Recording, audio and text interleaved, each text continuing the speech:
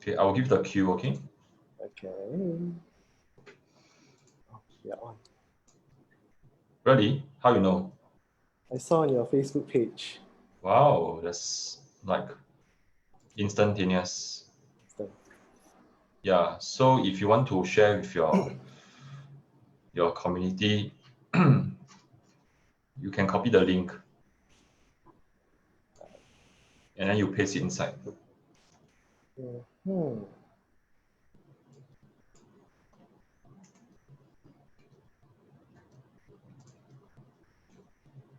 Okay. Okay. All right. Okay. Okay, shall we start? Sure. Hello, parents. This is Coach John here from Learning Out of the Box, and thanks so much for being here. And today we have a special guest, and his name is Coach Javier, and also a good friend of mine. Yeah, he's going to share with us. Okay, he has a background of being a ex-math and science Olympiad coach. Yeah, so that's a very big thing. Yeah, in my world, and he's also a growth mindset coach, and he helps especially secondary school students in their math. Yeah, so welcome, Coach Javier. Hello. Thank you. Good morning. Good morning. I think today morning we just entered a new phase of our life. Phase 2. Yay. I see more cars on the road. I see more people walking around. Right. So okay. I hope everyone had quite a good long break, whether from work or the kids from school. Right. So I understand it's really not easy to handle kids when they're at home. Right. I mean, no home-based learning, and then you have to juggle your own work and kids. Not easy. Okay. So today I'll just share the 3 critical reasons that is actually stopping your child from doing well in school. And then what is one simple thing that you can actually do like right now, right after this, to actually help the child overcome that. Okay, so let me just share my screen and all right. Yeah, while Coach Javier is sharing his screen, parents who are online with us right now, feel free to post any question in the Facebook Lives. Then I will just read it off for Javier. Okay, great. Thank you. Back All to you, right. Javier. Sure.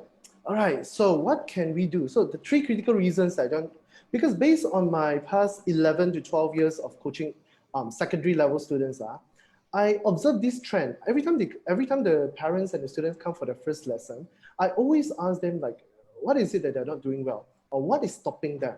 And I realized that this pattern turn up over and over and over again. These 3 factors are the main biggest factors that keep appearing over and over again. You see? So let's go through the first one. The first one is they hated maths. They think that they struggle and then the other students can just get it magically. They think that, the top students they just, the teacher explained, they understand it magically. This is what they thought, you see? But if we go deeper into it to find the underlying reason, we realize that it has to do with their mindset. And the thing is that when students start to hate maths, wow, that's it. They form a physical barrier inside their mind already. So whenever they face anything that they cannot understand, they find it they just want to give up very easily. Or sometimes I even hear of parents or some tutors or even teachers telling the students that it's okay if you don't do well for maths because not everyone is a maths person. And the students will be like so happy. Okay, so yeah, I'm not good in maths. I'm not a maths person, so it's okay if I don't do well. It's okay if I don't understand. So technically, we are actually like allowing them to give up before they actually even got started. See? So that is, we shouldn't as adults. I think we shouldn't let them give up that easily. We want to groom resilient kids and hardy kids. Those kids that are more independent. They don't complain easily. They don't just complain, whine, cry when they face difficulty. So when they actually have this mental block inside them, they hate maths. Wow. First thing, anything that's difficult, they cannot understand, the excuse, they just give up. They give the excuse, I'm not a maths person.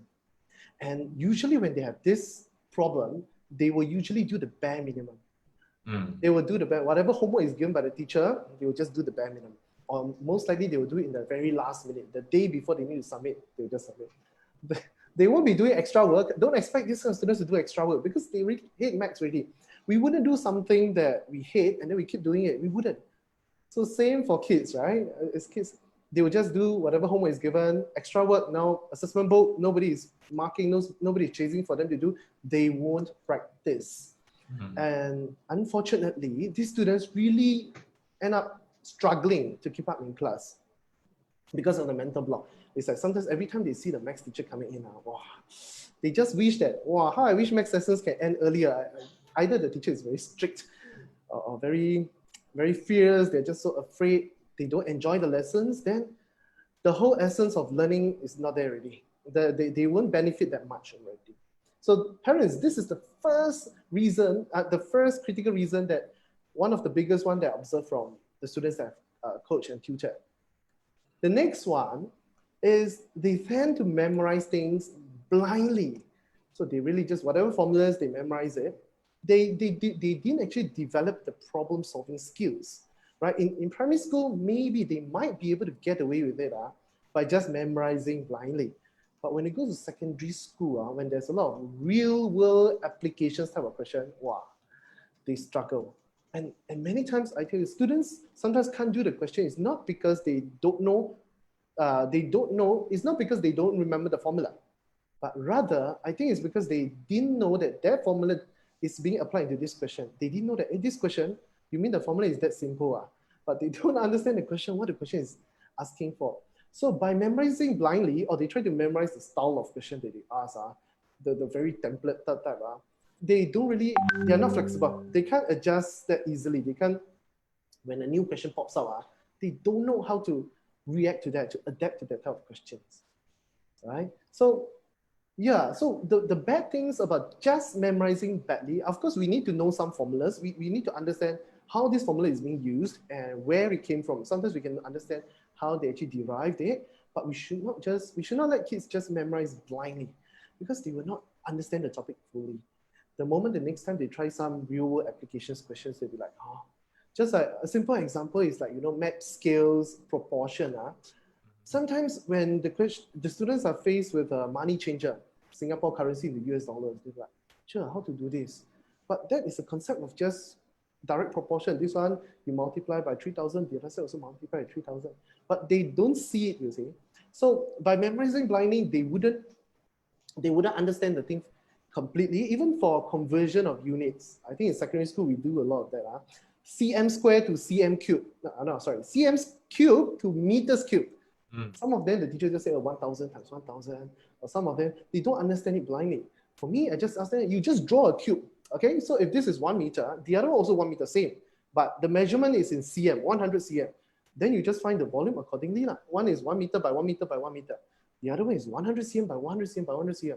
Then you know that they are the same size. If you understand it, you won't worry about forgetting the formulas.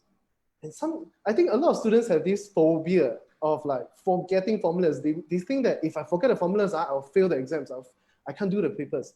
But the thing is that if you understand it, there's still a way as a backup to recall how the formula came about and why is it done like that, right? So like I mentioned previously, this may work for short term, maybe primary 6. I don't think primary 6. Sometimes primary 6, they require a lot of thinking skills. Like every year, the PSLE max, parents will complain about this question or that question, right? So for P3, P4, maybe yes. But when P5, P6, they really need to be more flexible in their thinking already. They need to know that how this can be applied in different situations. And yeah, so basically, if they were to memorize just blindly, they will not be able to really grasp or master that problem-solving skills that is super important in secondary level. Especially, I think when it comes to AMAX. That is when I start seeing students starting to run away from maths. They will say that, okay, I'm not going to take AMAX because AMAX is so tough. So they start to run away from AMAX. They don't want to face up to the challenge because of all this fear. They have been traumatized by all this that happened in maybe PSLE, Sec 1, Sec 2. They're traumatized by it already. So that is the second biggest reason that I observe in the students that actually underperform, right? The next one is, yes, I would say weaker foundation. But I think unfortunately, some of the school teachers, they have no choice. They really have no choice. They have to move on to the newer topics already. Because I think of the school syllabus, there's not enough time to cover everything. I think like during this HBL, a lot of parents will encounter that your child is actually, do not have a lot of live lessons. The teachers are just uploading the notes, the materials into HBL, and they're expecting the student to self-read, self-educate, So yeah, because my wife herself is a school teacher, I can see that they're really struggling to handle all this. And the worst thing is, alternate weeks, right? One week is lower primary, one week is upper primary, the graduating class. So 1 week she had to go to school, 1 week she hasn't. But because sometimes she's teaching lower primary, sometimes upper primary. Then 1 hour, this one 1 hour. The teachers are struggling, right? So they have their different struggles. So we have no choice, but different students also behave differently. We need to cater to the needs of different students. So the next point, so to build on to it, this is super important. Maths is like a cumulative subject, it's like every year, primary 1, whatever you learn in primary 2 is actually stacking onto primary 1. If you have a primary 1 foundation good, then your child will have an easier time in primary 2, right? And then it will keep stacking on and stacking on and stacking on all the way until secondary, until A max, until A levels. So it's like they have to consistently ensure that they're actually keeping up, so that the next year they will have an easier time with the maths. They won't struggle that much. They won't find it that stressful, right? And I think even parents, you're very aware that the newer topics they're going to learn next is always built, most of the time is built on the previous topics. Or the next year's topics, most of it is built on previous year's topics. So I think as a result, the students need to know the basics well before they need to start, before they start a new topic. But I think because of time constraint in school, they're not given the chance.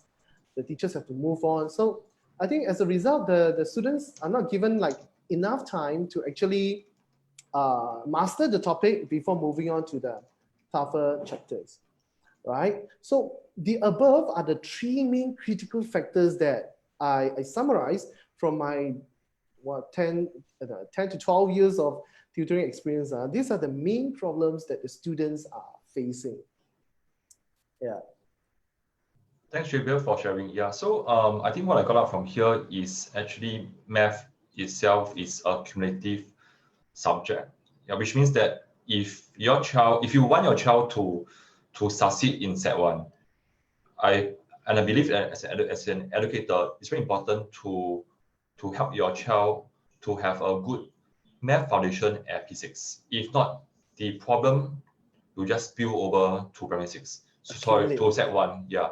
So, Javier, so in your experience, so what will be some of the easy things that parents can do to make sure that they have a more enjoyable learning experience in Set 1 and not be overwhelmed by the change in the syllabus?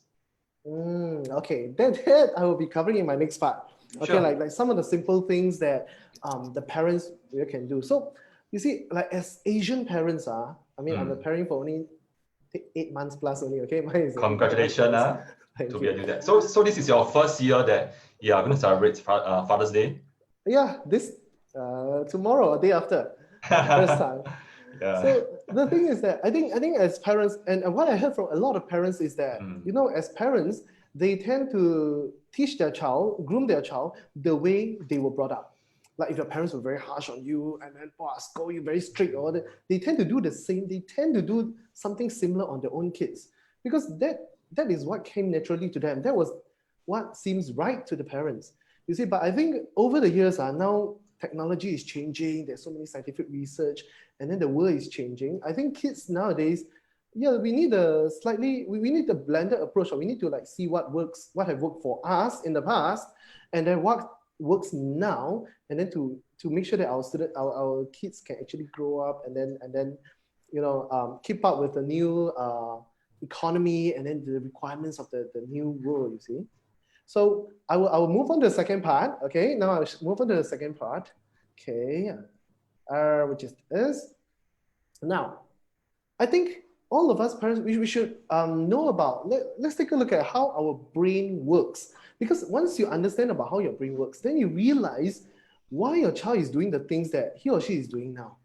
You see, it might not be intentional, or they might be doing that because of certain reasons. So I think as we understand how our brain works, we can understand our child better, and then we can help them better. This is something that I always share with my with my students and their parents when they come to me for the first time. Right? So let's look at it. How our brain works is this. Now, this is more scientific, a little bit more scientific, is that whenever we learn something new, our brain cells, we have brain cells, we have cells in our brain, we call it neurons. So our brain cells will actually connect with each other. The neurons will actually make new connections. That means the first time I learned this thing was communicate with the other brain cell for the first time. So that's why for the first time, things always feel more difficult at the start, right? But the thing, you'll be surprised. You see, an average adult like us, we have around 86 billion brain cells. 86 billion is a lot. Our brain is really powerful.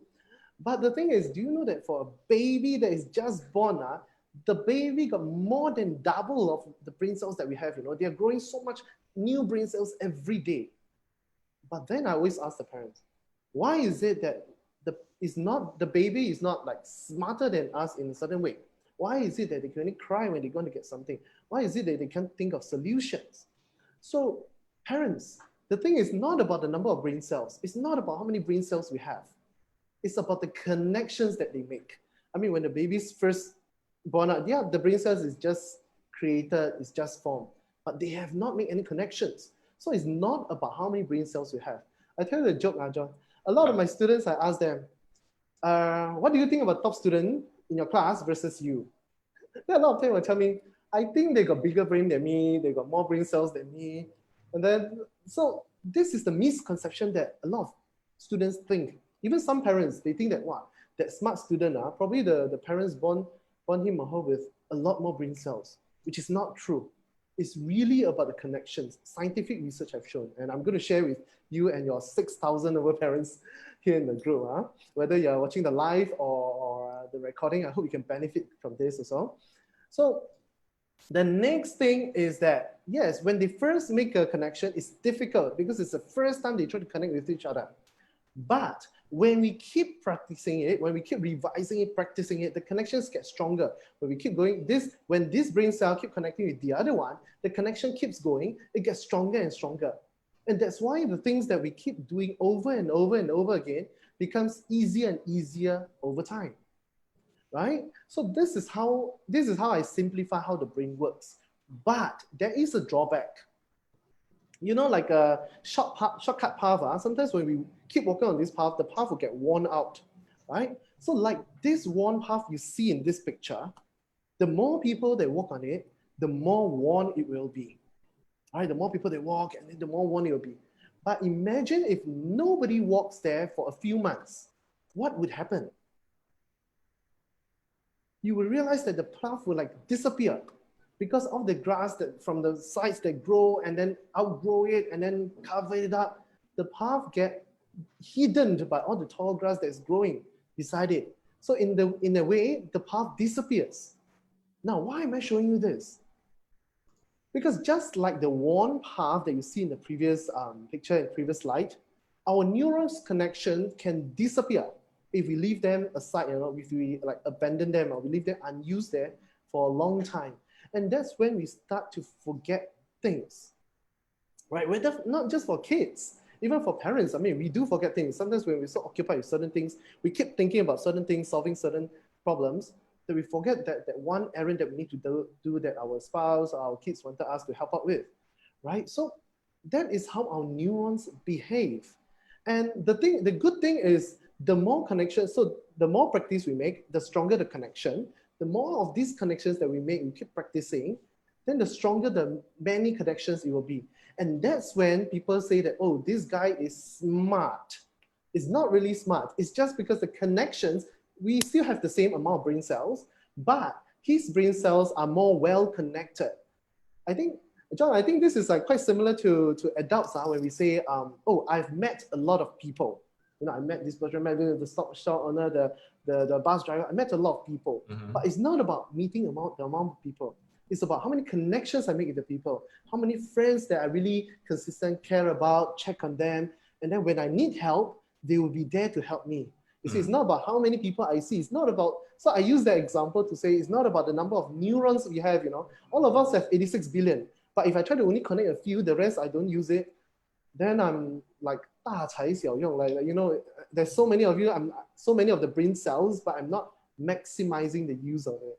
So I think this all go back to the reason, there is a reason, this is one part that I think MOE did very well, is that why we need regular revision and tests, repeated. You know, I think previously when they were about to scrap the Sec 3 or Sec 1 tests or mid-year exams, they change it to simulation exercise. Some of the students will say, but sure, then we won't be like revising so often, which is quite true. But the thing is that MOE did that not to place pressure, exam pressures on you students. MOE expect that you all should be consistently revising it and not revising only when there's exams, right?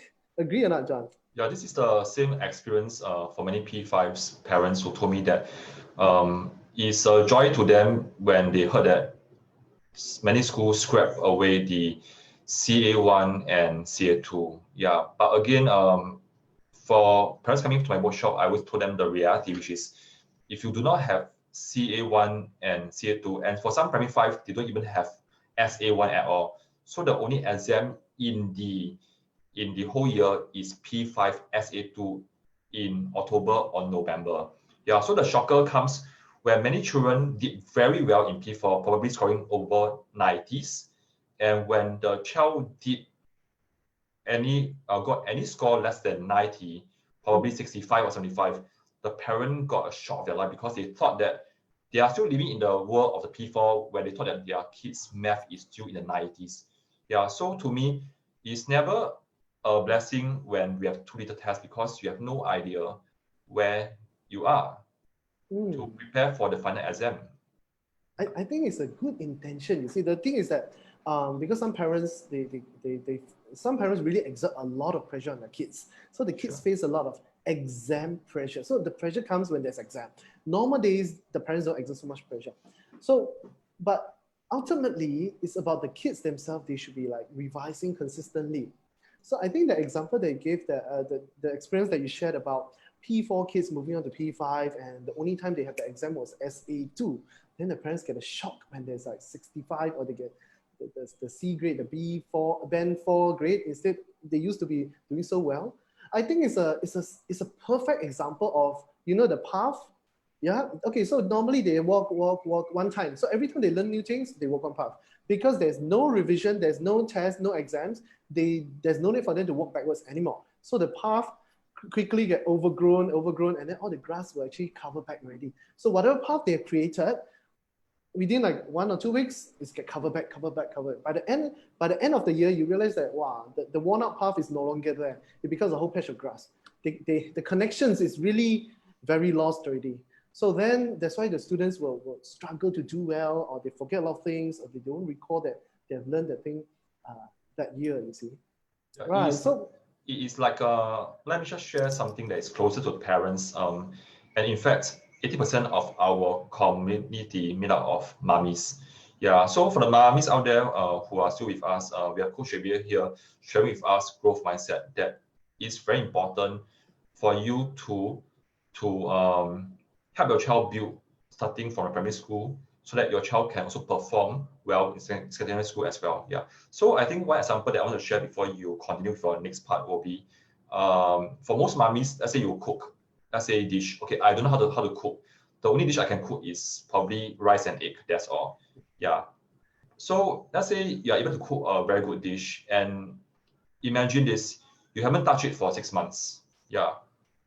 And probably when you revisit the dish again, you need to hesitate for a while, struggle a bit, then to find back the steps, then you will be able to cook out the dish. And probably during that point in time, the dish may not taste as well as how you have cooked many months ago. Yeah, but it's okay. You know that through repeated practice, you try again, probably a few days later, and it turns out to be better. Yeah, so I think even for adults, we do need repeated practice. And there's no such thing as you do it once, you get it perfectly. Exactly. Like you mentioned. So it's like I used to make like avocado milkshake for my family. Wow. So Nice. during that period, we make a lot when my wife was pregnant. Okay, so I know the proportions. Okay, so I get a blender, 1 avocado, and then I record down my own recipe. I take reference from the net, the recipe. Okay, and then how much? One tablespoonful of the condensed milk, then 1 1/4 glass of the full cream milk, and then 8 pieces of ice. So Wow. I would know this thing, and after that we add the gula melaka syrup to make a golden avocado milkshake. But the thing is that already. but the thing is that after a few months where we were busy taking care of the baby, and then we didn't really think of the avocado. Then when I came back to it, I forget the recipe. I forget like what should I do? How much portion? Should I add this amount of milk? How much milk? I got my proportions all wrong. But I roughly know I just need this, need this, need this, need this. I forget certain steps. So I think it's a perfect example of even adults, right? When we bake something, we're so excited. We make chawanmushi or we make army stew. We know what to do, the steps. But if we don't touch it for like 1 month or 2 months, especially when we're so busy with our work, we are just making our brain work on our work stuff and not on those stuff. Then the connections are not there. Then when you want to revisit, or you find it harder. You find it like you're still a learning curve. You still need to sometimes to get back to where you were previously. It will not be as smooth as previously. So I think that is a very good example of like the walnut path, like the neuron connections. Just that. So why? Oh, I always like to do this simple exercise with the students that come face for the first time. So I will ask them to close their eyes. Let's try this activity now. Let's close our eyes, and then I mention the word car. You know, the driving, the car. Okay, let's open our eyes. Now, what is the first thing that comes to our mind? So, John, what was the first thing that comes to your mind? Car. A picture. Probably it's a red car. Yeah, probably it's a red car. Right. Some of them they'll visualize their parents' car, their own car, the steering wheel, the sunroof, the external of the car. They visualize this. But none of the students tell me they see the word CAR in their mind. None. So the thing is that this tells us something very important, that our brain is not wired to see words. You know, our brain visualize things better. The moment you say anything, avocado, you don't see the word AVOCADO or something. I can't remember the feeling. I can't remember the spelling, but I know the word avocado. I know how it looks like. I know how the seed looks like. I know what the color looks like. But if it's too rotten, I know the color. But the spelling, sometimes we just struggle with the spelling. Just as spaghetti, it's like, wow, SPA. So our brains are wired to see the images, are better at images. So that is one thing why the students that try to memorize formulas, they fail to do well. It's like we don't show them the picture of something and then we just know this. They wouldn't understand it that well, right? Yeah. So that's why when I show this, that then the students were like, whoa, okay, something. So that's why I hope that more parents will know about this, and then they will educate their child in a better way. You know that a lot of things is very imaginary, very imagery. A lot of images involved. Most of us are visual people. Like sometimes when we meet someone that we didn't meet for a long time now, we recognize the face, but we can't remember the name, the letters, cannot remember. True. Images. So this is the real experience that I think we as parents we see. So how can we expect a child to just memorize formulas and they force them to memorize? Yeah. They also work like us, like in the past. We memorize images. This reminded me of the time when I first started to introduce primary one math to my elders, and she's 5 years old. And I told her a lie. It's a white lie. Yeah. And I bought her her very first math assessment book. And I told her that this is your coloring book. Wow. Yeah. So to her, she could draw anything that she wants as long as it's appropriate. She can color. Let's say the question says there are 5 apples. She'll draw 5 apples out, and it doesn't matter if the apples are purple, pink. It doesn't matter.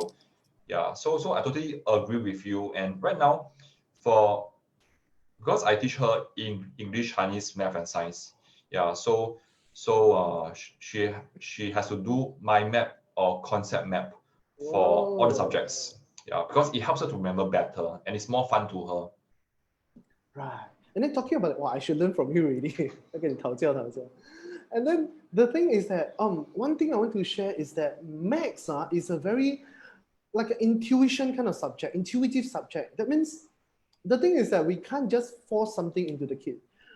The kids will know certain things, but we need to tell them how this thing is linked to their intuition. So like certain questions, they may think that why I can think of only this. Then we need to tell them, oh, actually there's an easier way, or you need to further your thoughts this way and you arrive. We need to bring the concept to near their intuition. Then they will be able to like apply it, They'll be able to link, they will know that, oh, in this question, if this problem appears in future, we don't talk about word problem, we talk about even in life, when the intuition, when they face this problem, I should think this way, I should look at this, and then what would this lead me to, and so on and so on. So it's like to getting to the foundation. It's not memorizing blindly. We need to build on their intuition. We need to like link them towards the correct thinking. So it's not just like, okay, just memorize this. They can't link to their intuition because this is the first time they see the formula and it doesn't make sense. So unless we bring it to them, we show them, oh, this one. So triangle, Pythagoras theorem, a square plus b square equals c square. Okay, it takes some time, but they have seen a triangle before. They will know what is triangle before. Oh, so really? Okay, and then maybe they can just measure. We can ask them to measure. Oh, it really turns out a square plus b equals c square. Why can't a plus b equals c? It doesn't work this way. So we need to actually bring it down to the intuition. Then they get, so they are willing to accept it into their intuition. Then when they try the maths problems in their exams or what, they will be able to actually deliver the kind of knowledge applying the question. So I think that's something that secondary school a lot. And then for primary school, I see a lot of primary 6 questions like that already. Right? Yeah, true. So, yeah. Probably I can jump in quickly on that as well, because whenever I talk to parents, especially, I will always use food. Yeah, and I always choose to believe that all parents are smart. Yeah, you're smart because you brought out your kids, you taught them how to walk, how to talk, and how to write from a very young age. I really admire those single parent moms. I see the difference in those kind of perfect family and single parent. Well, sometimes you realize a single parent, the kids are like more independent. Of course, they are more independent. There are some that are very spoiled, but I see more of independent kids. I really admire those parents. It's not easy. I tolerated 8 months. I need my mom to come in and help me, really honest. It's not easy. Not easy. Sorry to interrupt you. It's okay. Yeah, so I guess if you can use the analogy of cooking, let's say fish, probably with black sauce. Yeah. So for parents with many skills, to me it means that you have an array of ingredients, probably from the best, the different sauces, the different grades, to the onions, to the fish, even with different grade as well, and maybe came all the way from some maybe from China as example, those top grade ones. Yeah. But to make that dish, you need very specific type of ingredients, and even down to how long you should on the fire, when should you put in the fish to steam it, and when should you take out. Yeah. So what I'm trying to say here is, your child is like the gourmet, and the dish which has very specific needs. Yeah.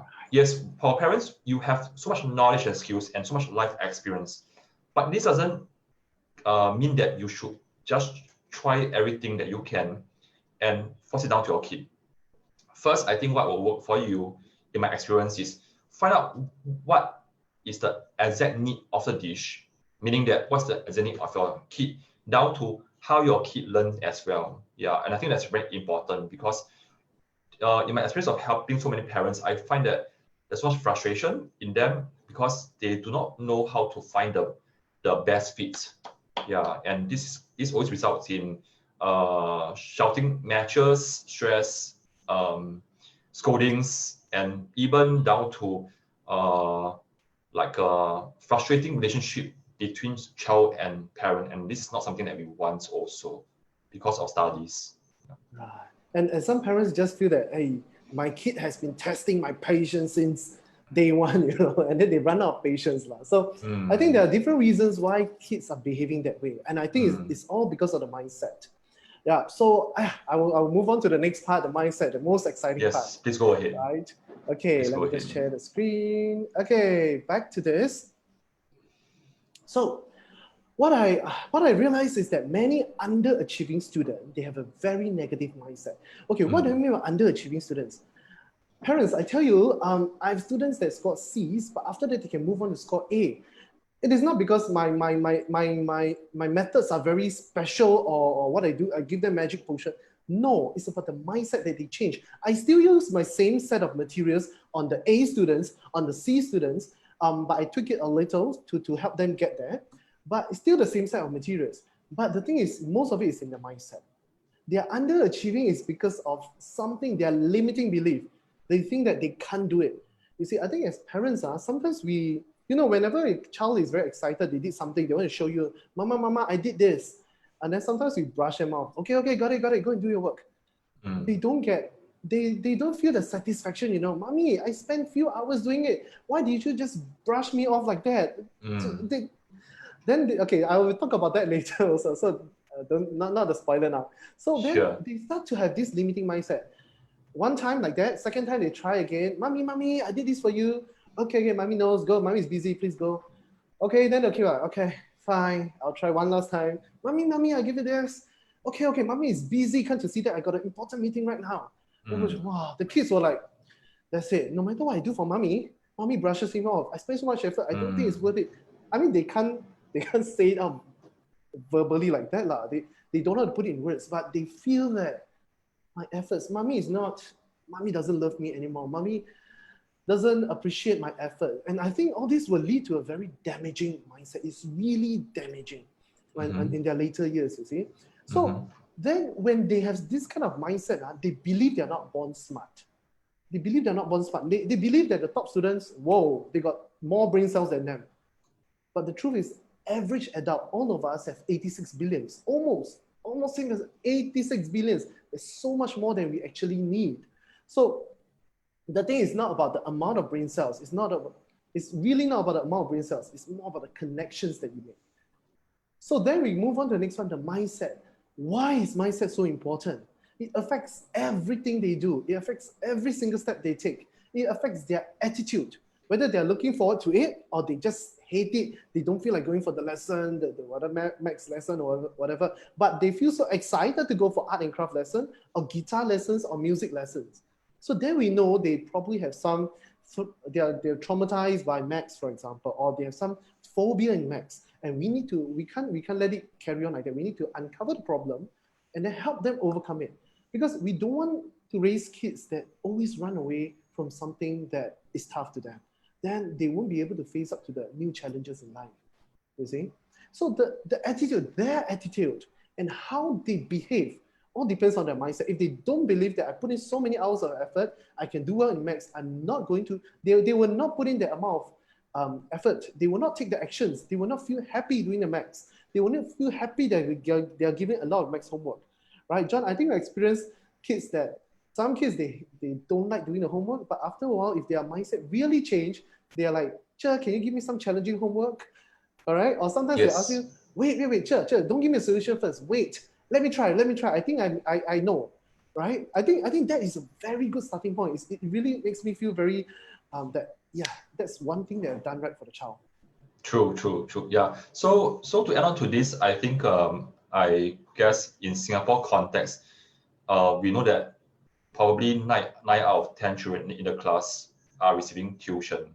Yeah, and probably some of them have 2 tutors for math or 2 tutors for science. Yeah, and I think it's a current trend right now that this child probably is having science tuition in a group setting, and then the child also has a one-to-one science tutor at home. Yeah, and of course this is a trend, and we're not going to stop it because parents, you know what is best for your kid, and you go ahead and do what you think is the best. What I'm trying to say here is parents, and you know that right now we are just enter phase 2, and in fact these 3 months, some of the parents told me that they have lost their jobs, they are facing a pay cut, and they will be retrenched even after spending many years in the office. in the company. Yeah. So and then but what I'm trying to say here is right now in this new era for our children, while knowledge is important, I think skills and mindset, what Javier has been covering for the past 45 minutes, mindset is even more important. So if you have teacher or tutor who is teaching your child, and this teacher is also helping your child to develop good habits, instilling positive mindsets, and such that he's a good influence for your kid, please keep the teacher. Yeah, we are very lucky, and the child is very lucky because, in my opinion, of having trained many teachers as well and tutors, many of them just teach. Yeah, and parents, you can feel it. Yeah, if do you remember a time when you had a good teacher in your primary school and you still remember him right now? Not because he teaches very well, it's because he has good influence over you and he believes in you. Yeah, so what I'm trying to say here before you go on to the next part will be, parents, if your child has a good tutor who is a real teacher and helping your child to build good mindset, please keep him. Yeah, this is the exact thing that our children, even my kids, need for their whole life. Yeah, for their whole life. And by then, I won't be there anymore. Yeah. I agree Back with to you, you, John. Javier. Yeah, I agree with you, John. So Yeah. I tell you, I have students who come to me, I mean, Sec 3, Sec 4, their teacher asks them to drop, instead of pure science, drop to combined science. Oh So dear. some of the teachers are very nasty, you know. I think they are brought up the old school way. So they were saying that if this question you can't handle, you should drop, go to combined science. So then I told the students, okay, your teacher probably have a good intention. Your teacher is trying to use the reverse kind of psychology to challenge you, to trigger you, and then not to give up and then move on it. But the students say that no, the teacher is genuinely want us to drop so that the teacher's KPI will not be affected. So it happens. Yeah. yeah, Can I just also share one more thing, because I think something very close to my heart. Is it okay? I can share. Yeah. Okay, because when you say this, this is something very close to my heart. When I was in Sec 3, I was in the best class, and I didn't do well in Sec 3 for chemistry. I was failing all the way. Yeah, so my chemistry teacher then, and she's a very new teacher, and she, instead of telling me to drop it, she chose to meet me on every alternate days. Yeah, with my partner, and both of us were the lousiest in chemistry, and were sitting right in front of her. Yeah, so she told me and my friend, every day, on every Monday, Wednesday, and Friday, I will meet you in the same class, and I'll tutor you extra one hour. Yeah, so within 6 months, I went up from fail, hating chemistry, and I got an A star, an A1 for my O level. Yeah. So as I was growing up, part of me still remember her, and there's this urge from me that I want to reconnect with her and to thank her personally. And in fact, I got reconnected with her 5 years ago. And when I first met her, you can hear that I almost want to cry already. Yeah. And when I first met her, I gave her a big hug and I told her, thank you so much. And what I'm trying to share here is, this teacher believed in me and didn't give up on me. And I think it's very important that when we as adults, we look back, we really look up to people who pick us up when we were not doing well. Yeah. So now she's in Atlanta, and almost every day I'm WhatsApping her. And every year she came back, I'll meet up with her, yeah, and she'll meet up with me no matter how busy she was. I mean, this is something that I'm very grateful for. So I think while we parents are choosing good tutors for our children, don't forget that you are also choosing a teacher, a good teacher who inspire your kid, who instill good mindset. I think this is very important. Yeah. And I think, John, that has been your turning point in your life. Like, it's not to let you know that from fail you can go to A. It's like, what else in life you cannot overcome? You see, what can be more difficult in life? You really overcome your chemistry from F to an A, right? Yeah. So similarly, I tell you, one of my students, another of my student, she was asked to drop from pure physics to combined physics. She was the only 2 students in the class. She was in the first class, dropped into pure physics. So of course she was thinking whether she should really drop. The teacher was saying that if you drop, you probably can get an A. Now you're getting C's. So she was really struggling, and then yeah, of course she's thinking about all the embarrassment in the whole class. Only 2 of them dropped, and then how to overcome it, how to face it. Her parents were like, okay, maybe you should drop. The parents didn't want her to face too much stress. So what happened is that I didn't know about this. She made the decision to continue, and then January she joined me back again. She started asking me more questions. And what I didn't know was that during the first WA, they call it a weighted assessment in the class. That means I think it's the March before the holidays. The first WA, she got in the physics test, she got 40 out of 40 marks for that physics test. Amazing. She was a top student in the class for that test. It's one topic, it's for one topic, but she top student in the class for that one topic. And who's the second in the class? The other guy, they got asked by the teacher to drop to pure science, drop to pure combined science. So then I asked her, what is the lesson you learned from here?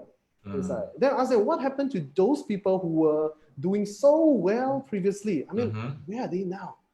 So then she learned about the thing about consistency. It's really wow. So if I put in effort, whoa. So those guys, maybe they are a bit complacent, and then they didn't put in so much effort. They think that it's just a WAA, so they didn't take it seriously.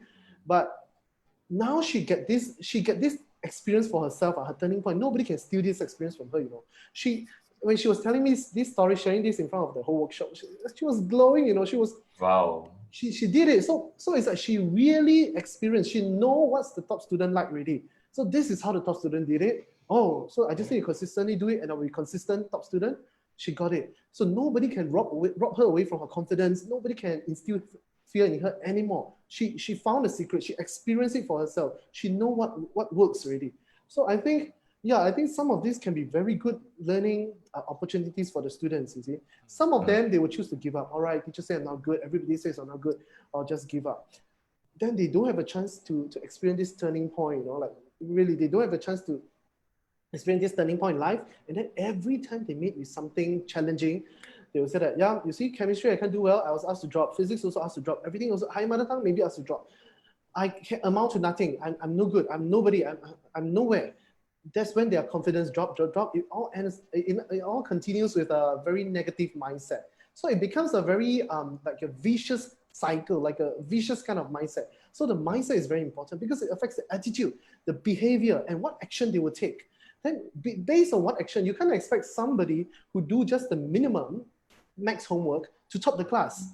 I mean, the top student probably have go for so many tuitions, so many lessons, practice so many assessment books. And you can't expect that someone that hate maths and then refuse to practice and then just do the minimum, memorize formulas, expect that guy to perform as well as the top student. Yeah. But that same student, the weak student, the so-called weak student, can achieve that kind of results if he or she put in that kind of action.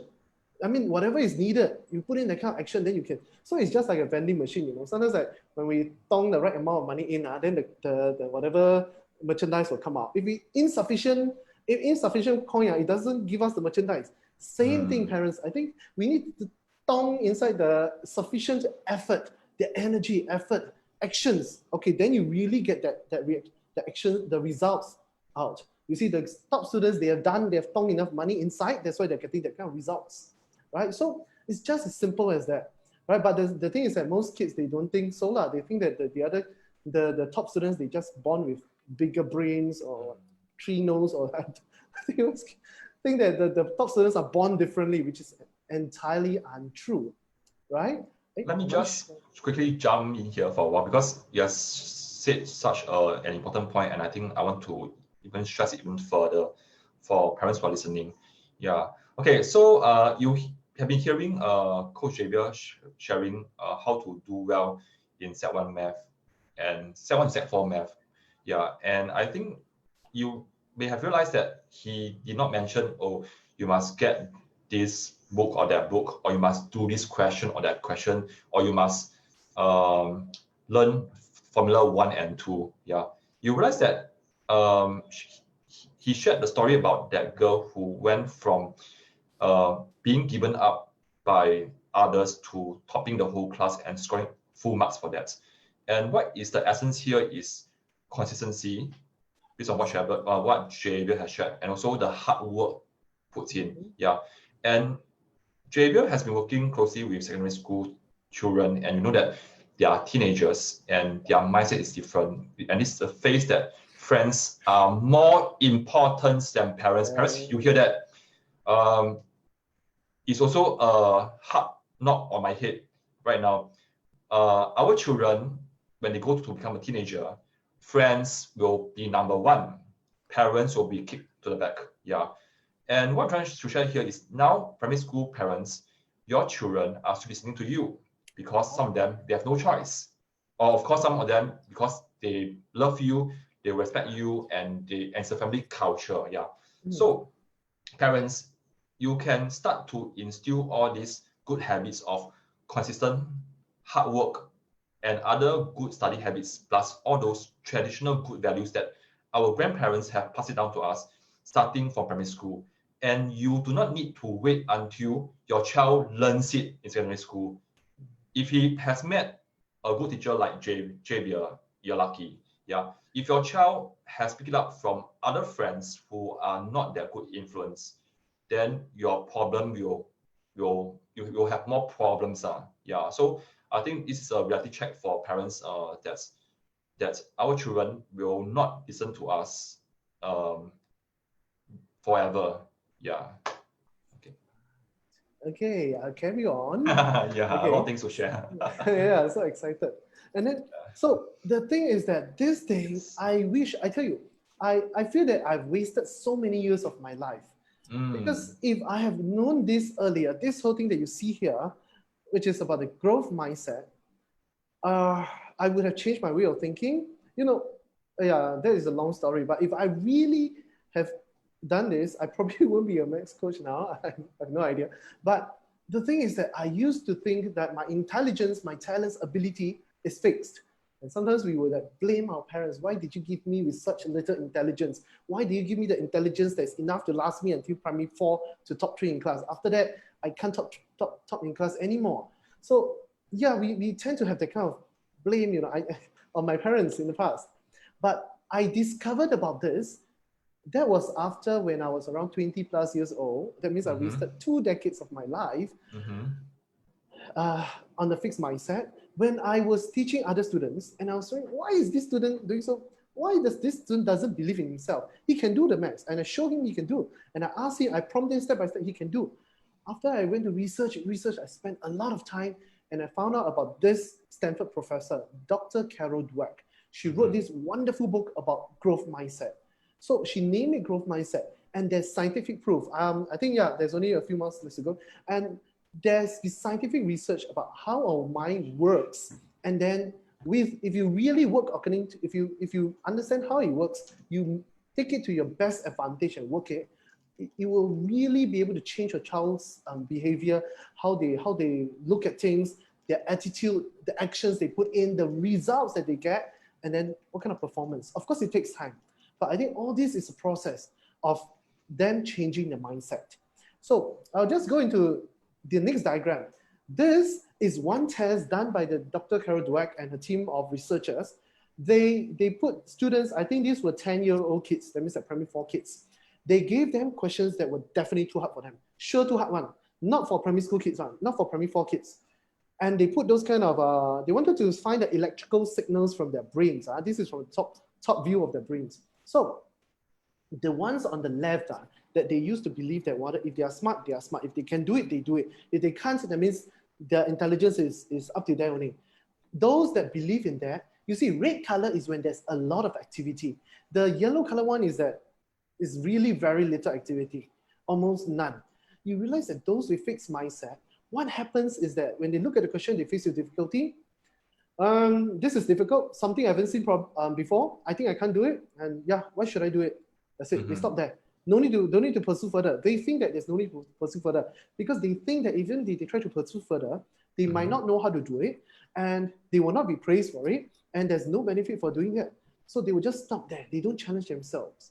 Whereas for another batch of students that are less well off, that means they're in the less affluent parts of America, I think New York or something like that. They will coach the growth mindset. so they were taught that, okay, your mind is made out of neurons, okay? Your goal now is to build as many connections as you can and strengthen those connections as much as you can.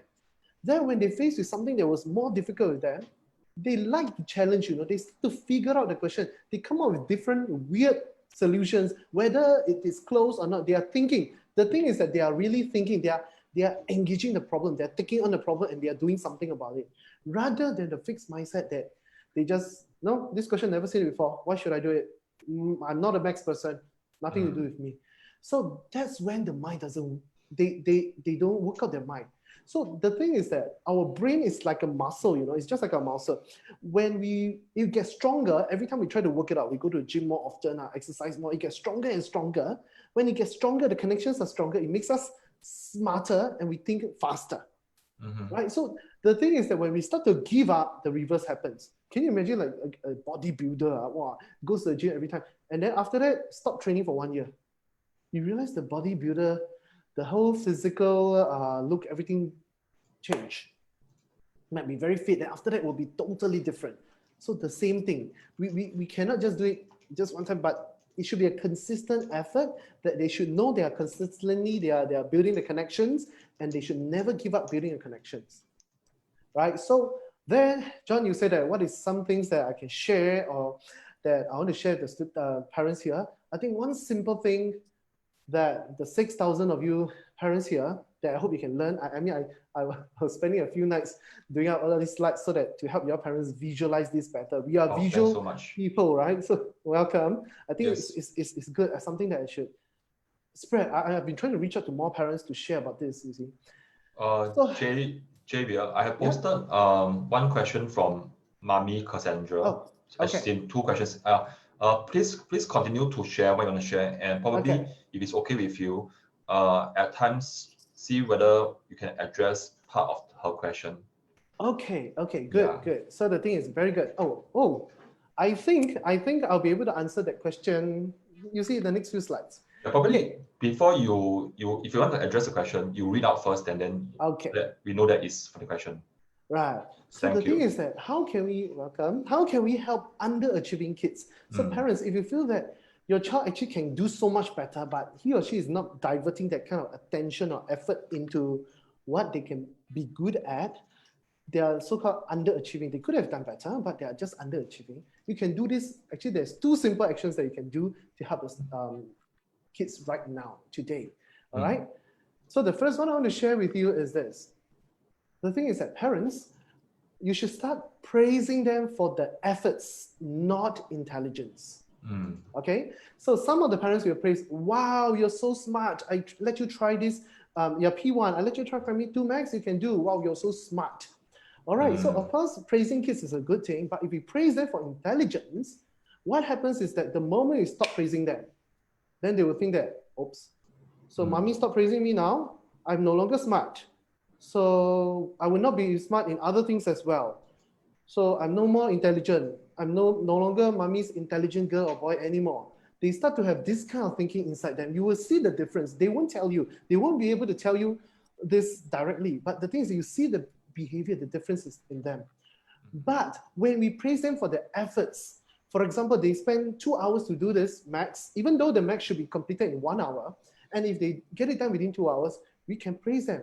Wow, you spent 2 hours doing this. Okay, what did you manage to figure out? And how did you arrive at this?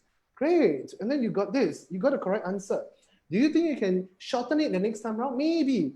Instead of 2 hours, you spend maybe 1 hour or 1.5 hours. Do you think you can try? You were able to do it this time. So the next time, do you think you'll be able to try it?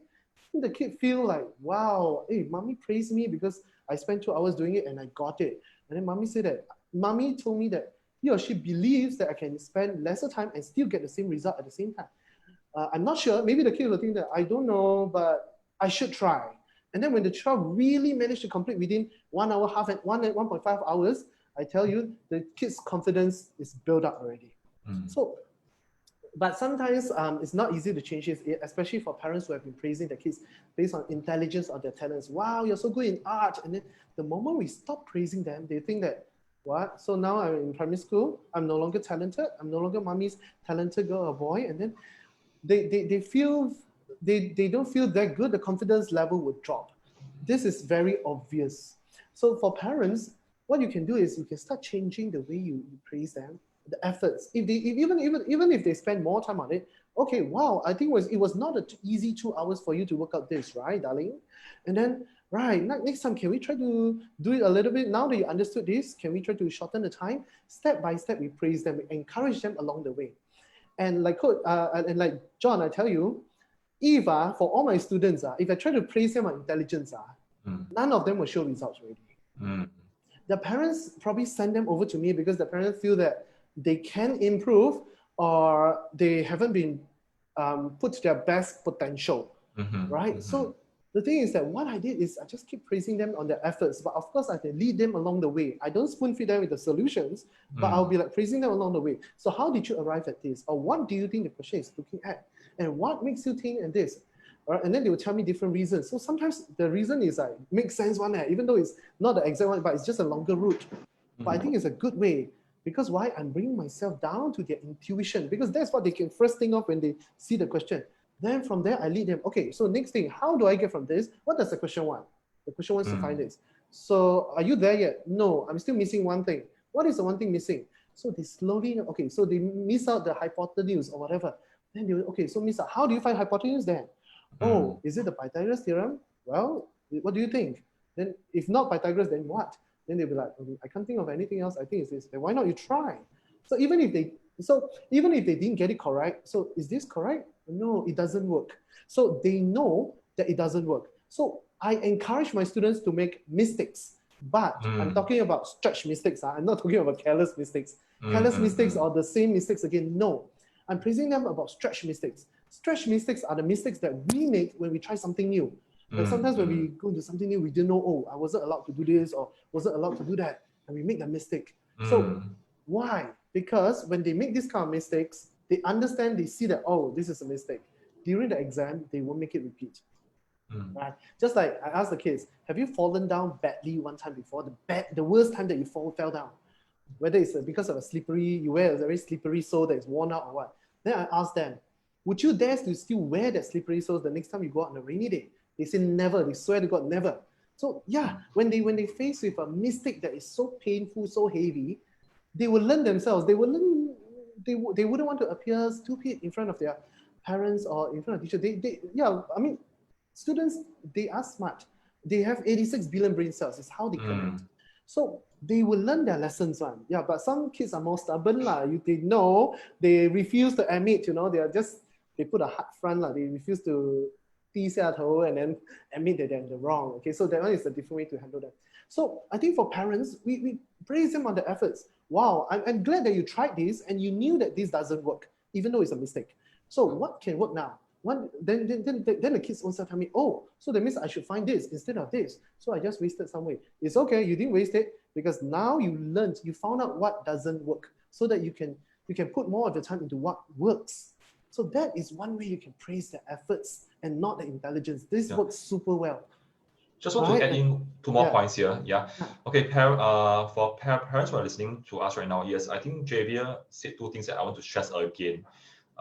Praising effort, not intelligence. And I really like the analogy that you say that parents brought their kids to you to work on their craft, which is the secondary school math. So then during that point in time, there's this image in my mind that, so imagine you send your kid to a swimming coach at a swimming pool. And I think for most parents is we send our children for swimming courses because they can't swim. And imagine the coach at the swimming pool keep on saying to the kid, wow, you can swim very well, wow, your stroke is so defined, you're the best swimmer I've ever seen. It sounds strange, right? I mean, it sounds funny also. Like, then if your child is swimming so well, why are you here in the first place? Probably we'll be hearing the coach say, then you can hear coach shouting at the children at the pool. You didn't swim hard enough, you didn't stretch enough, you didn't put enough effort, you didn't use more strength, you didn't kick hard enough. I mean, these are the things that we always hear at the swimming pool. So I think this is also an example that we want to focus on the effort rather than the skill set. And the other thing that I want to acknowledge is the mistakes that you have categorized them in, stretch mistakes, and also probably other kinds of mistakes. Because I think we parents sometimes we mix up the mistakes. To us, all mistakes are careless. Yeah, and in my experience, it is actually very damaging to the kids' confidence and esteem, and also interest in learning the subject. Right. So like you mentioned swimming coach, one simple example I always ask the students, Joseph Schooling. We all know Joseph Schooling, right? But I only got to heard of his name after the Olympics in 2016. Before that, I never heard of his name. So then I asked the students, do you think that Joseph Schooling started learning swimming only like 3 months before the Olympics? And they'll be like, of course not now. Then why are you starting to prepare seriously for your O-levels or for your exam just 3 months before the exams? Right? And the thing is, I always tell them, some students are, when it comes to revision for maths or for science, the revision is read the notes, okay, read. I read before, I understood already, okay, that's it. So they think that with just reading the notes, they can actually do well for the exams. So I asked them one question. Okay, if I were to show you videos of Joseph Schooling swimming, you go and watch 10 hours of videos now. After that, I expect you to swim as well. I say, can you? Then they will be like, what? No, right? So it doesn't work that way. It's not just like watching and then just you can learn that way. No, the thing is that they need to receive feedback. What the coach do for the students is that give them feedback. Okay, if let's say there are certain strokes could be better, they should exert more strength on this way instead of that way. You'll be more productive. The coach feedback, show them the video, show the student, okay, this is how you should be kicking instead of this. You're wasting your effort. So I think feedback is the very important thing. Agree or not, Coach? John? Yes. Feedback is very important. And as adults, as parents to our own children, you also need to take notes of the kind of feedback that you're giving to your kids. Yeah, for example, what we're hearing from Coach Javier is you need to do this, you need to kick harder, or for math, you need to work on problem sums, you need to do this. Yeah. Versus feedback like, why are you so stupid? Why are you so poor in math? Yeah. So this is also feedback itself, but it's negative feedback. Yes. And thinking about it, imagine if our boss come up to us and say, why are you so slow? I think we know the natural response, which include anger and also frustration. Yeah. And we start to hate it also. Correct. Yeah. So can you imagine what it do to a young kid's heart when the child hear too many negative feedback? Like, why are you so slow? Why are you? I think the classic one is, why are you not as good as your brother? Yeah, why your brother can do this and you are so bad in math? And even a more classic one is parents have to compare with themselves. It's like, I heard one mom saying, I'm so good in math. I don't understand why I'm a kid who's not good in math. You can imagine the heart shattering in silence. Yeah. To the kids, it's like, mommy don't love me anymore. Why is mommy saying this to me? So that's when, like when some kids think negative and then they start to do stupid things like commit suicide, all these things, they do see the love. Like, why am I living on this world for? Just to get good results, just to show it to you, just as so that the parents, you all can show off to relatives, all this, then I rather don't put myself in that kind of anger. I'm living for no one. They start to commit suicide.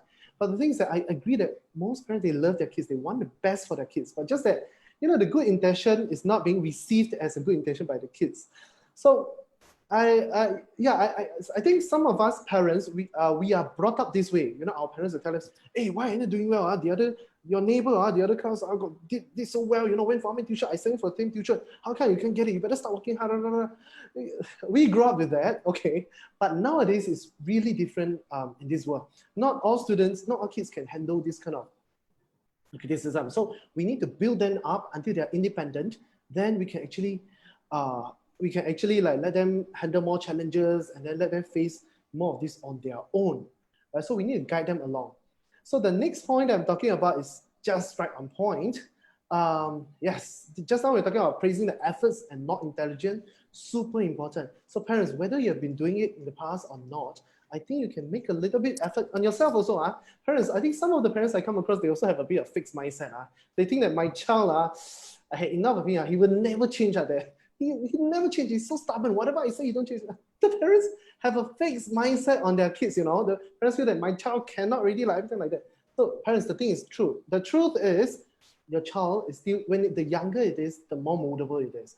Your child has 86 billion brain cells. Okay, and the thing is that it's about how well they connect in.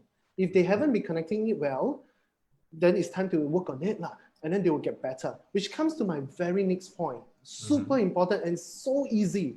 Use the word yet. Use the word yet. A simple, easy, just one word, yet.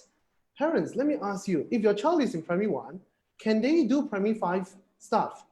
Your answer will be, it should be not yet, not no. They can, but not now, not yet. They can when they started learning the P5 stuff, when they're in primary 5.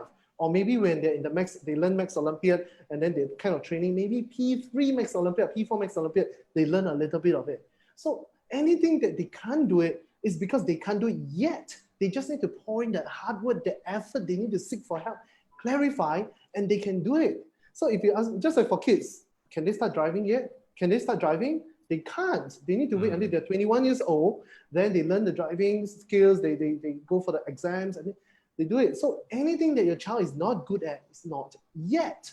But then it's up to the child when they need to actually get good at it. So I think the word yet gives the student, let them know that they are really on a learning curve. Every one of us. If you ask me, can I bake muffins? Well, my answer is not yet. Wait till I go and find the recipe. Wait till I make a few failures, come out burnt or whatever, or too raw, too uncooked, until I figure out the way, then I can make it. So I think this is one super right on point. It's just about yet. And all this that I learned is from Dr. Carol Dweck. It's superpower and so easy. And the parents that I come across, that I work with, they all agree that, yeah, they can't do it. I mean, you can't expect a Sec 1 kid to do Sec 4 Max. Not yet. Give them time. When they are Sec 3 or Sec 4 and they learn about those stuff, that's when they can actually work on those kind of work problems. Not just in this. Okay, whether your kids learn rollerblading, whatever. If they can't do it yet, not yet, let them know it's a not yet. And you can learn it one day when you actually start getting, you can go for classes, or you can even do, nowadays there are a lot of YouTube tutorials, right? To learn how to take photos, take videos, right? We can learn a lot of things on these YouTube tutorials, right? So you can't do it yet. They are not good at it yet until they find a way they want to improve themselves. Then they will actually get better and better at it, right? So that is the two things. The first thing is praise them based on the efforts, not just intelligence. This praising on intelligence doesn't work. You wouldn't like, I mean, the kids nowadays, they don't like it when the teacher said that if you can't do well for this test, you probably should drop pure science. It doesn't work this way, right? And then the next thing is really to use this way. I'm not good at AMAX yet, okay? But wait till I go and study, I spend time and effort, and then work on those sums until I get it. Yes. So this is one thing I always remind my students. I have students that, you know, John, sometimes I have students that work very hard, and then, but they are still not seeing the results yet because that test didn't do too well. And the student will be like, sure, I put in so much effort, you know, I thought I would top the class. Then after that, recently, a few days ago, she sent me a text. I got top 2 in the class, you know, in the report book, and the teacher gave very good remarks. She was in Commonwealth Secondary School, so she 2.4 something in the class, and the whole class with students at 2.40 and above. So the thing is that she said that, you asked me to do all those things that you said the top students did, and I did, but I didn't see the results. I said, you didn't see the results yet. And then now she see the results already, and then her confidence is like, boom. Nobody can rob her of her confidence now. She see the results now, and she know, oh, so that is a secret. So now she'll continue doing more and more of that. You see? Yeah. Yeah. So, to write on the yet, I think it's also something very important for me as a parent myself to remember, because I think being in the industry for so long, there is some form of expectation, which is if you put in effort right now, you should be seeing results tomorrow. Yeah. I mean, I'm not sure about you, but I think it's also is how we are brought up in this society where we want instant gratification. Yeah, we want to be satisfied instantly. Yeah, like for example, we go to McDonald's, we want to be served straight away. When we go up to some stores, we want to be served straight away. Yeah, so I think in my opinion, it may also be linked to how we expect other people to behave, as well as how we expect successes to come straight away, but it's not true. Yeah. So for parents who are listening to us right now, if your child has been working very hard for a long time and not see the success, yeah, tell your child that she hasn't seen the results yet. Yeah, give it some time. Be the best cheerleader and supporter for your child because your child needs you the most. Exactly. I think for parents, the thing is that everything takes time. I think Warren Buffett said this thing, very funny. He says that you can't make a woman pregnant by giving him 10, you can't make the woman pregnant in 1 month by giving him 9 guys. I mean, it takes 9 months for the baby to form. So which I think certain things, we need to give the kids enough time for the connections to form, to strengthen, you see. So it all takes time. So it can't be like last minute instant gratification, that kind of thing. We put in the effort today, tomorrow see the results. It takes time, right? And I want to, address some of the questions that, yes, please. Like for Cassandra, you asked about 2 questions. Is there such a thing called practice fatigue? My kid is doing maths questions every day as it is a weakest subject. And whether there's any tips to change the mindset that I'm not good in maths. Well, Cassandra, I think maybe your child is starting to have a little bit of fear of maths because she have to practice every day. So practice fatigue maybe a little, but I think is that she's not enjoying maths as much as she used to, right? You think about whether there's any other things that she can consistently do it every day, but she enjoys and she looks forward to it. Right, for maths, if she dread practicing maths questions, there's some certain fears in her that she feel that I don't understand this, why I can't get this? You explain so many times, and then mommy is getting impatient, but I still can't get it. So there might be certain reasons underlying. So it's when we go down to their intuition. So tell mommy, for this question, what can you think of? What do you think the question wanted from you? Yeah, and then from there, okay, so what was I missing? What should I give? What do you need in order to get the correct answer? So it takes patience slowly to lead them up to that. The most important thing is to bring down to their intuition, link them there, lead them there, like what you've been raising your kids from young until primary school, right? And the next thing, any tips to change the mindset? Sometimes I think if we have interesting games or manipulatives to make it interesting for them, or videos, they might enjoy maths again.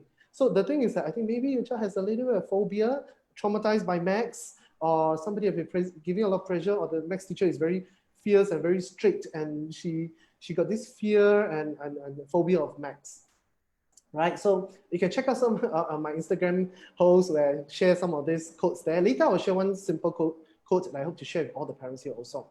Now, the next one is, how do you encourage a child? This question is by Kylie. How do you encourage a child who didn't like maths, but upon picking up interest, memorize useless things like 100 digits or pi, amused but wondering if there's any way to transfer the enthusiasm to schoolwork? Well, Kylie, I think what you can do is praise him for the efforts. Like, wow, how many of us can memorize 100 digits of pi? Even I can't do it. I only know 3.142 or 22/7. Praise them for the efforts. How you ask your child, how did you memorize it? Wow, you got it from the book, or where did you? Okay, what about something else? Could you try this? Wow, you remember you're so good at memorizing that so many digits. Well, what about this? I think this question should be quite relevant for you. Lead them on. I think you praise them. First of all, Kylie, I think you need to praise him or her for the efforts. I think you made an effort to memorize it. I think it's a good thing. Why not? Let's look at something else. Some other models. Let's put in effort how to do models, and then why is it like that? And then slowly build up their confidence. And when they feel that, hey, I can do it, or even for one small test that is only tested on one subject, one topic, that's the best time to let them get that confidence. Once they have the confidence, like, ooh, from last few in class, I can be top few. Whoa, then they start, the confidence level is irreplaceable already. Nobody can rob it, can take it away from them already. So I think that is one way that you can actually slowly build them up. I think by praising them, and then using the word yet for certain questions. Okay, even though if they are in P5 now, and some of the P5 sums they can't do it. Well, I think so. You can tell your boy, well, I think you haven't understood this topic fully yet. That's why you can't do it. And the rest of our classmates, maybe they've already figured it out. Let's start working on this so that you can get this right now. Right? So I think that's one good way that you can actually engage your child and then build their confidence up, and then not give up. So I think to all the parents, the final thing is that praise them for their efforts, not intelligence, and also keep using the word yet. And then the last one I want to share is this quote by, in case your parents, in case your child thinks that everything is so easy for the top students, this is a famous quote by Michael Jordan. He said, I missed more than 9,000 shots in my career. And I always ask my son, did you make more than 9,000 mistakes?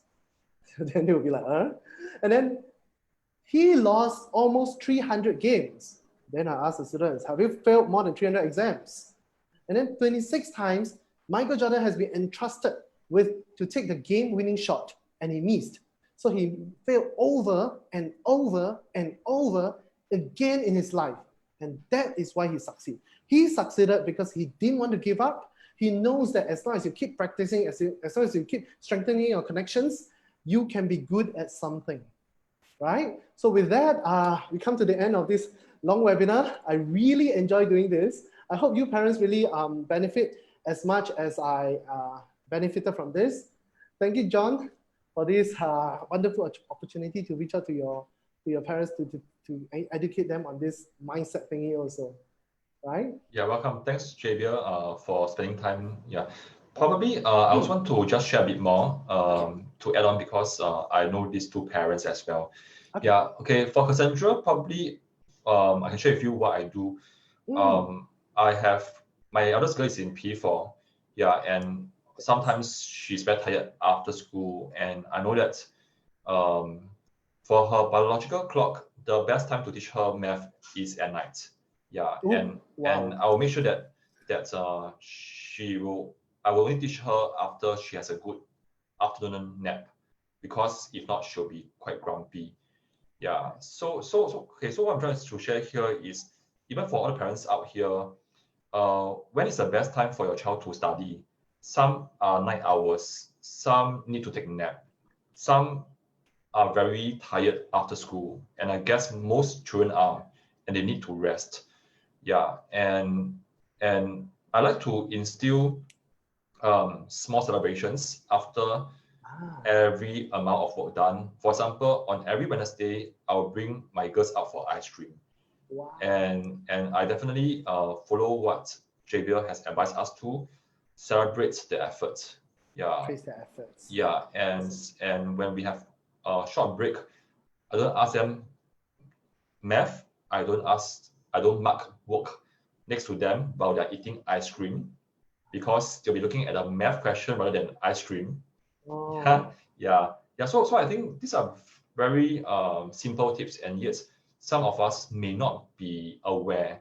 Yeah. So if you are open to trying out and improving or trying out just one thing a week, it will definitely help. Yeah, because I know that some parents, they say, hey, let's go for a pancake tea break, because mommy actually made pancake for them. And while the child is eating pancake, yeah, the mom is marking the math test paper next to him, and he just did it. So he was shaking her head, she was like frowning, and she was like, oh my God, why do you always make this some mistake? The pancake, imagine the kind of taste the child will have while eating the pancake that mommy just made, especially for him. It's a mixture of feelings. Yeah, so just be careful with that. For Kiali, what I want to suggest is an example. My eldest girl always challenged me to list out the names of the professors in Harry Potter.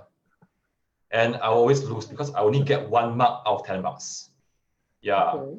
Yeah. So I got interested in Harry Potter. I try to memorize some names to connect with her. Yeah. So I think the thing here is, well, it may seem to be useless in your world's view, like from your perspective, but in your child's world, it's not useless to her. She's interested. It could be the first thing that she wants to do every morning. Yeah. So I think of course the natural response for me as a parent is, hey, why are you wasting your time? Yeah. But if you step back and look at from a wider perspective and ask yourself, hey, what actually got my child interested in doing this? Yeah, so come from the angle and engage and connect with your girl. Yeah, so my girl is going to challenge me to another Harry Potter quiz, and I took it up. And I know that I'm going to fail again. Yeah, because she set the quiz. And I will always get 1 mark, even though I tried like 3 times. Yeah. Okay, so to wrap up, Javier, you have many tips. Yeah. So what will be one tip with actionable step that you can share with parents that she can use it right now after this sharing? Like for me, my biggest regret is I wasted like 2 decades of my life, 20 over years, thinking that I can only work with what I have. I mean, I'm born with whatever I have. So that's a very damaging mindset. If only I think big, if only I go and find out more about this growth mindset, read up more, go and find out more scientific proof. Don't just believe me. Believe the scientific research, all the studies that those professors come up with, and then we work from there and see, oh, this works, and then how can we apply in our life? So one thing I pick up definitely good is that praising them for the efforts, not intelligence. And the second one is always yet. If you ask me, can I do this? Not yet. I need something to figure out. Once I figure it out, once I put in the time to do it, I will be good at that. So that will be my two main things take away from today. And I learned so much from you, John, also. I hope we can learn so much from each other, from 6,000 over parents here. So many minds born together here, right? Different parents will have different strengths also. So I'm just sharing about this growth mindset, my experience working with secondary school kids. Yeah. Yes, very good experience for me. Yes, thanks, Javier. Yeah. Welcome. And to share with you, we have a mommy who posted this, and she is sharing. Thank you so much, Javier, for your insightful sharing. You are like Mr. Sunshine. Can feel your enthusiasm beaming over the Zoom session. Bless you to continue to be the spark to ignite the love of learning in your students. Yeah, you should screenshot this, man, and then thank you. Can I keep it? Sure. Thank you so much, parents. Yeah, I think same for you also. I mean, after I used to think that I'm a nobody until I have my son. Then to my son, I'm the everybody. The moment he sees that we're going to close the door, wow, he starts crying. So I am his 50% already. Yeah. So parents, you're very important to your kids. Serious. The thing is that nobody will be more interested in your kids than you yourself, you see. I mean, you're most of the time with your kids. So I think parents are the most 伟大. I don't know how to put it in English, but it's really 伟大. 伟大. Parents, how do you translate 伟大? 伟大. Give me some time for them to translate because there's a delay from Zoom to Facebook. Right. It's a selfless sacrifice, you know, like we have to wake up how many hours, we can only sleep how many hours and wake up how many times just to feed the baby. And then we still don't complain. We won't blame a baby. Why you wake me up in the middle of the night? We can't blame it, right? So adorable, so innocent. And then, yeah, it's really a selfless sacrifice. So parents, I think you have did a wonderful job raising our kids up to this level, but there might be things that we can still improve on. Then let's just improve because we want our kids to be a better version. So I always tell my students, even the parents also, that you just try to aim to improve 1% a day. After 30 days, maybe improve by 30%. Right? So improve one thing a day. And I want to make sure that my students are always different from they are in the month of June. So I'll say, okay, Grace, I want to make sure that the Grace in this July is better than the Grace in June. And I want the Grace to be a better version than you are in Sec 3. So then, wow, okay, so it's an easier reach for them. I praise them this way. Okay, are you better than last year? They feel happy, they feel motivated, they want to be a better version of themselves rather than comparing with someone that is really very high level. So thank you, parents. Yeah, I hope you all of you will have a wonderful phase 2. Stay safe, stay healthy. I think your kids will need you. Yeah, I mean the parents are like the supporting tree of your kids already. Yeah, right? wait lah. Still have. Yeah, I think okay for parents who's listening to us right now. If you have learned something, I want you to type in Javier, yeah, Javier. Mindset. Type in mindset. No. Don't listen to him. Type in Javier, yeah. If you think that this session is awesome and Javier has given his best, sharing everything he knows, type all caps with exclamation marks. Yeah, it's up to you. So let's see. And I hope Let's parents, see. you all can share with, I think it's not just, okay, for moms, if it's just you who is watching this, share it with your spouses, share with your parents or grandparents who is also, I tell you, the thing is that how a child behave is a direct influence of the 5 people that's closest to them, whether the close friends or whatever. So if the close friend is always very negative or what, they will become negative one day.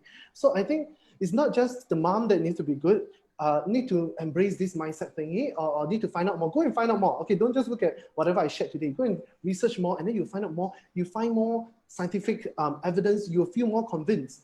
Then get your spouse involved also, so that everyone will be working on it together. Whether your eldest kid, your second kid, younger kid, tell them about this, or show them there are a lot of videos out there on growth mindsets.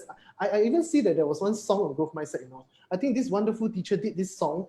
I think it was self-composed, and then the lyrics is all on growth mindset. The next time maybe I can share with you, and then you share with your 6,000 parents. So wonderful. It's quite a nice song, and then they talk about the growth mindset. How about trying hard, not giving up, and then connecting the mindset, connecting the neurons together. So yeah, I think this is an ongoing process. Like every year, I also go for this kind of personal development course. I want to make sure that I want to be a better version of me compared to last month, compared to last year, compared to a few years ago. So yesterday.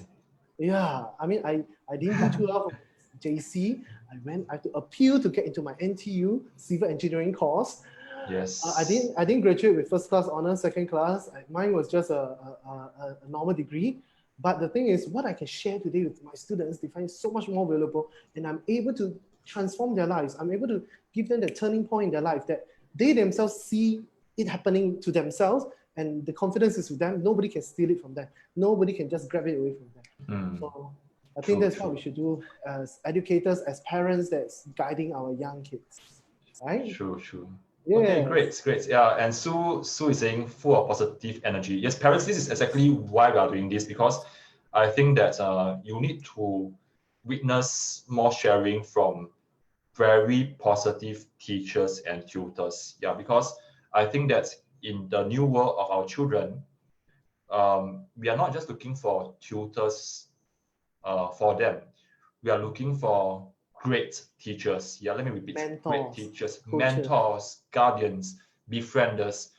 And again, not forgetting that your child already has a very good guardian and mentor and protector at home, and parents, that's you. Yeah, that's you. Yeah, so you are the last line of defense for your kids, and never give up on your kid. Yeah. Okay, so we have come to the end. Javier, I always ask this question to my guests. Okay. Yeah. Some parents are saying, wow, yes, PSA is coming and the children are actually feeling very anxious. Yeah. And now looking at us as you, successful in your own rights. So what will you tell yourself if I ask you to revisit your 12-year-old self? What will you tell yourself? What will you tell the 12-year-old Javier now if you're looking at him face to face?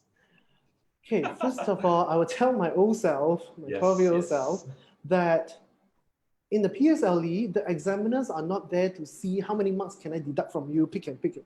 No, the examiners is like, they are friendly. They are trying to see, hey, this guy is test. This PSLE is a benchmark to know. They are just a benchmark to see, hey, how it's like a KPI, so they don't know how you have been performing. So it's like how much I've gained from my 6 years of studying in school. So of course I should give my best. Okay, of course I think some students, they are more laid back and they're more relaxed one. So they think that if you tell them that, oh, teachers are very friendly, they start to relax. But also I think it depends on different students. But for me, I think I will have to tell myself that it is really a gauge for me how well I stand. How much have I benefited from all my teachers learning from the past 6 years that they've put in so much effort on me. And then I want to have the growth mindset that if I'm not good at this, I'm not good at it yet. So let me go and find a way. Let me go and ask my friend, go and pester my friend, my mom, my teacher, to ask for help. And then I want to be good at it. If I know that I could actually be good at it, if I know that there's a chance for me to top the class back again, that would change my life, right? So that is like the growth mindset that what I've been sharing, and I wasted my 25 years of life not knowing this. So that's why I so much wanted to make sure that as much students that I come across, I don't want them to fall into this trap. Yeah. Wonderful, wonderful. Yeah. Thanks so much Thank you so for much. sharing, Javier. Yeah. Okay.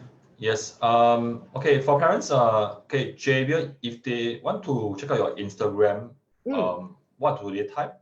MathsBreakthrough. Okay, I can just share here. It's at MathsBreakthrough, and even also on the okay, here you see the MathsBreakthrough. My Instagram is just MathsBreakthrough. Okay, okay. Yeah. Or the Facebook is also MathsBreakthrough. I think you will see my face there.